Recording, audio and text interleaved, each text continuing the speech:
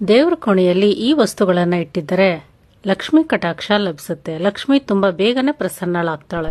5 ರಿಂದ 6 ಕವಡೆಯನ್ನ ದೇವ್ರ ಮನೆಯಲ್ಲಿ ಇಟ್ಟಿದ್ರೆ ಲಕ್ಷ್ಮೀ ದೇವಿಗೆ ತುಂಬಾನೇ ಸಂತೋಷ ಆಗುತ್ತೆ. ಕವಡೆ ಸಮುದ್ರ ಮಂಥನದಲ್ಲಿ ಸಿಕ್ಕ ಒಂದು ಅತ್ಯಮೂಲ್ಯವಾದ ವಸ್ತು. ಇದು ಲಕ್ಷ್ಮಿಗೆ ತುಂಬಾ ಪ್ರಿಯವಾದ ವಸ್ತು.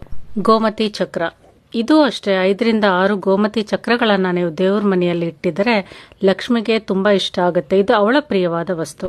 ತಾವರೆ ಬೀಜ, ತಾವರೆ ಬೀಜ ಲಕ್ಷ್ಮಿಯ ಅತ್ಯುತ್ತಮ ಪ್ರಿಯವಾದ ವಸ್ತು ಅಂತ ಹೇಳ್ಬೋದು.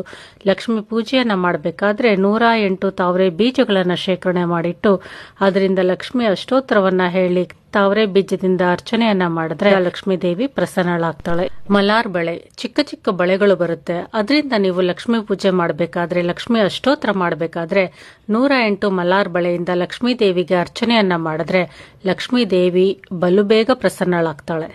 ಇವುಗಳನ್ನ ಲಕ್ಷ್ಮೀ ಪೂಜೆಯಲ್ಲಿ ಬಳಸ್ತಾ ಇದ್ರೆ ಲಕ್ಷ್ಮಿಯ ಕಟಾಕ್ಷಕ್ಕೆ ಪಾತ್ರರಾಗ್ತೀವಿ.